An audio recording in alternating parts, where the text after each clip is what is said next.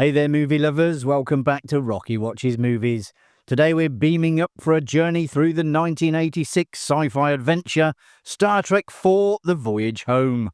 This film mixes time travel, whales, humour, and the beloved crew of the Enterprise with an important environmental message. But while we all enjoy the witty banter and thrilling escapades, there are plenty of behind-the-scenes secrets and fascinating stories that even the devoted Trekkies might not know. So set your phasers to fun and let's time travel through 20 things you never knew about Star Trek IV: The Voyage Home. Despite knowing nothing about Star Trek before directing The Wrath of Khan, Nicholas Meyer is responsible for many fond memories of the franchise. Having directed both The Wrath of Khan and Undiscovered Country, Meyer also contributed to The Voyage Home. Although he did not direct the film, he was brought in to rewrite the script. Most of his work focused on the sequences set in the past, while Harve Bennett handled the opening and closing sections. The size of William Shatner's ego was well known, and according to official reports, it nearly prevented him from appearing in The Voyage Home. He was initially reluctant to return, creating a period of uncertainty and chaos for the production. Eventually, Shatner was persuaded to come back on the condition that he received a substantial salary, supposedly around $2 million. This generous pay was also tied to a promise that he would be allowed to direct Star Trek V: The Final Frontier, though, as history sadly shows, the outcome was far from successful. Sulu commandeers a Huey helicopter in the film. The filmmakers then faced a dilemma. How could they capture shots of a Huey in flight over San Francisco? As obtaining permission to fly was impossible, so they had to find another way to film it convincingly. Using forced perspective techniques, the crew built a radio-controlled model of the Huey. This allowed them to shoot it in a way that convincingly made it appear to cross the San Francisco skyline. In reality, Sulu's Huey never leaves the ground. The role that eventually became Gillian Taylor originally began as a way to bring Eddie Murphy into Star Trek. Murphy, a devoted Trek fan, was keen to appear in the film. Screenwriters Steve Mearson and Peter Crykes developed a screenplay with Murphy in mind. He was to play a college professor obsessed with aliens, conducting his research while listening to whale songs. Murphy, however, disliked the concept and chose to make the Golden Child instead. Since filming humpback whales in the wild was not feasible, at least to the scale required for the movie, director Leonard Nimoy opted to use animatronic whales instead. Robotics expert Walt Conti was enlisted. His creations consisted of multiple models, or parts of models which could be manipulated with relative ease. The ones used for long shots of George and Gracie were approximately 4 feet long, fully animated and covered in a rubber skin. For scenes depicting the enormous tails breaking the water, they were mounted on a rig that could rise and sink within the tank. Conti's creations were so convincing that activists, believing the whales were real, criticized the film for supposedly endangering them. Effects cameraman Pat Sweeney was responsible for creating the shot of the bird of prey swooping down from space and passing beneath the Golden Gate Bridge. The team first filmed the actual bridge in San Francisco, adding clouds and storm effects in post-production to convey a sense of scale. A model of the bridge was then built to allow for close-up filming. Using forced perspective once again, the filmmakers were able to convince the audience that this studio shot sequence depicted the real bridge. Filming the ship swooping underneath presented a greater challenge. Initially, a remote-controlled model was intended for the shot, but Sweeney found it did not perform as required. Recognizing that this would be a signature moment for the film, he opted to film the model separately and then composite the shots together using motion control. This approach created the amazing image of a Klingon bird of prey plunging into the waters of San Francisco Bay. The original ending saw Catherine Hicks's Gillian Taylor remain on Earth in 1986, dedicating herself to the survival of the humpback whales. Writer Nicholas Meyer believed it delivered a stronger message. Having Taylor stay on Earth, in his view, suggested that humanity was actively confronting ecological threats, rather than relying on their future selves to resolve everything for them. Layla Sarakallo played the young woman from whom Uhura and Chekhov asked directions. She was not a professional actor, and there are a couple of versions of how she ended up being in the film. One is that her car got towed, another it was blocked in, and she asked if she could have a walk-on part in the film.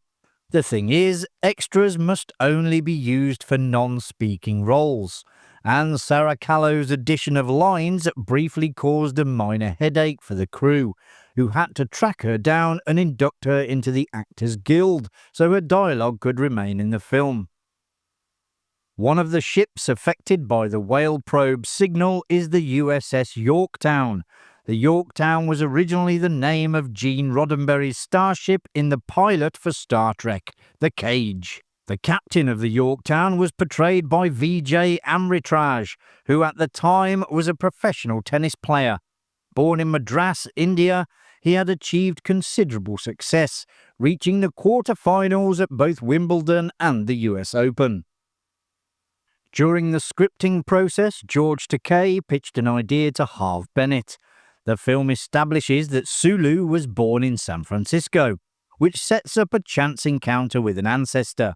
In the proposed scene, Sulu walking with Scotty and McCoy would bump into a child who addressed him in Japanese.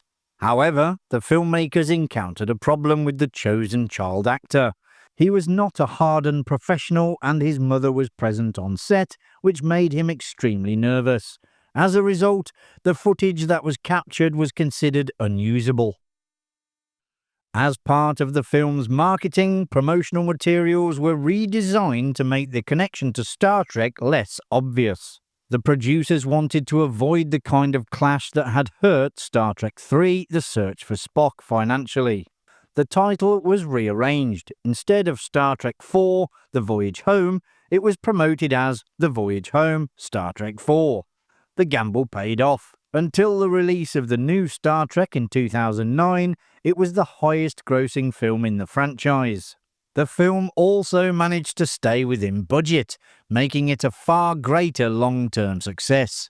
In fact, its success helped renew interest in Star Trek Phase 2 and the creation of Star Trek The Next Generation. The character of Sarvik fell victim to yet another rewrite, this one partially explaining why she stays on Vulcan. Although involved in the Enterprise theft and facing no repercussions, she chooses to remain on her homeworld. Early drafts suggested she was pregnant with Spock's child, having helped a young Spock navigate Ponfar in Star Trek III.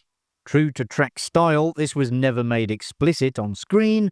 The storyline of her staying to give birth was cut, leaving the final version with Sarvik simply informing Kirk of David's death before departing. Marine biologist Gillian Taylor, portrayed by Catherine Hicks, is one of the many women romanced by the notorious Captain Kirk, yet she displays a more considerable amount of strength than the typical love interest. There were rumours that Shatner had forced the romance into the script, but co-writer Nicholas Meyer said these rumours were unfounded, as the character had always been intended for the story. Director and Spock actor Leonard Nimoy reportedly chose Hicks after noticing her natural chemistry with Shatner. Jane Wiedlin made a cameo as Trillia, one of the many Starfleet officers calling HQ for assistance. At the time, she was best known as the lead singer of the punk band The Go-Go's. In the early 1980s, however, she and her agent decided she should explore acting. Though her screen time lasts roughly 8 seconds, Jane, a lifelong Trekkie, counts Star Trek IV as a highlight of her career. Although William Shatner and Leonard Nimoy occasionally clashed off-screen, any tension was never evident in the film. One of the funniest moments comes when Gillian Taylor asks the pair if they like Italian food, and Spock assumes he does not, something Kirk tries to correct in order to get what they want. The scene was almost entirely improvised by Shatner and Nimoy. It is hard to argue with the results.